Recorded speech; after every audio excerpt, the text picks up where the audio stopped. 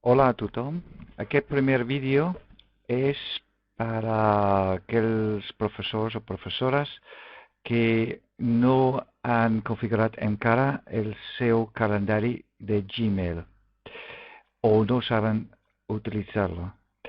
En primer lloc, hem de ficar-nos al nostre compte de Gmail, així que emplearé el nom d'una professora fictícia, Ariadna Fuster, i ens fiquem en el seu compte. En primer lloc està el mail. Normalment el que es veu en ficar-nos és el mail.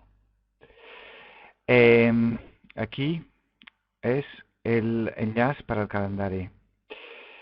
Si ens fixem aquí, hi ha una notificació en el mail, aquí, que diu que us escrivim per anunciar-vos que UI Calendari en 2010 us ha donat accés per editar el calendari de l'aula informàtica i hem afegit automàticament aquest calendari al vostre compte de Google Calendar. O sigui, que ja té el seu calendari, el calendari de l'aula informàtica. En qualsevol cas, ens fiquem a Calendar, o calendari, i aquí tenim una vista general. I si ens fixem, la setmana comença diumenge. Doncs no ens interessa i per això hem de configurar el nostre calendari. Ens fiquem aquí en Settings o configuració i Calendar Settings, configuració del calendari. Doncs la primera cosa que hem de canviar aquí en Calendar Settings, configuració de calendari, és l'idioma i passem a català. El país, Espanya, l'uso horari, que seria això,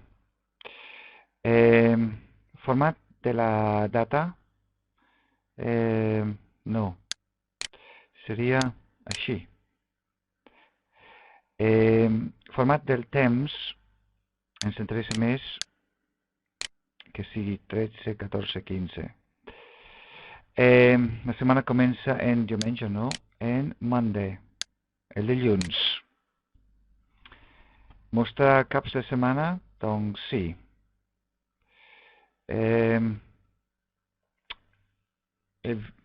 Aspecte per defecte o vista per defecte una setmana, però podem modificar-lo aquí o també és molt fàcil en el mateix calendari, així que no ens moïnem amb això.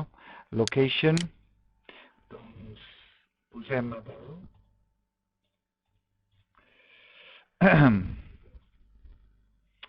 el temps, no sé si interessa. Mostrar eventos que has rebutjat, sí. Automàticament afegir invitacions al meu calendari, podem triar aquí. Calendari alternativa, no és el cas. Display tips, doncs és interessant perquè mostra consells per a la persona que utilitza el programa de calendari. Un moment, baixem aquí. I doncs enable keyboard shortcuts, permetir que hi hagi atajos de teclat. Si interessa, doncs sí. I el més important, guardar, save. Molt bé. Ara, pugem aquí una mica, doncs, ja. Ara tornem una vegada més a la configuració, no, ara tornem aquí als nostres calendaris. Aquí tenim el calendari principal. Ara tenim la setmana del 8 al 14 de novembre. Podem canviar a la setmana següent, així, de 15 al 21. També podem canviar a vista d'un mes. Fem clic en mes. De 5 dies o sigui, tenim moltes opcions, però tornem a la setmana.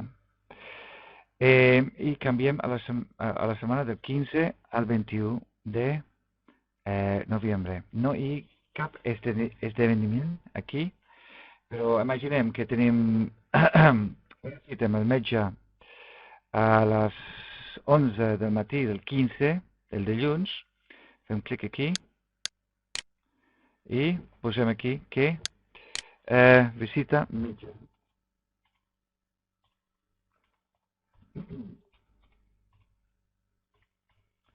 Doncs crea l'esdeveniment així i ja tenim aquí visita metge. Si a més volem un recordatori, que és molt interessant, fem clic aquí, tenim aquí el títol, visita metge, i volem, hem vist que és de 11 a 12, també podem triar, repeteix, si és un esdeveniment repetit. On, si volem posar on, però no és el cas, una descripció, si és necessari. I ara, la part més interessant, recordatoris. Per exemple, al correu electrònic volem un recordatori dues hores abans.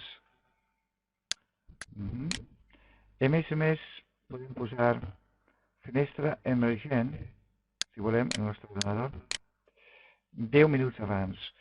També és possible rebre SMS al telèfon mòbil. Podrem de fer una configuració especial que explicaré en un altre moment. Doncs, una vegada més, l'important és desar, si no, els canvis no es guarden. Doncs, ara, aquí tenim a l'esquerra un mini calendari que permet navegar pel mes, pels mesos, així, ràpidament podem navegar a qualsevol mes de qualsevol any. Però estem aquí en novembre, en la nostra setmana que comença el dia 15, i podem triar qualsevol dia, i aquí tenim tot el dia mostrat. En qualsevol cas, vull fer la setmana. Una altra cosa interessant són tasques, que permet posar les tasques pendents. Si fem clic aquí, a la dreta, les tasques, per exemple, regir exàmens.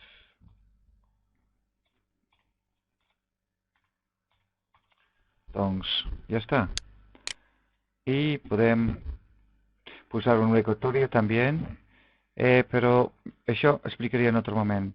Però l'interessant aquí a baix són altres calendaris, on, per exemple, hi és el calendari de l'aula informàtica. I explicaré com configurar això o com utilitzar això en el segon vídeo.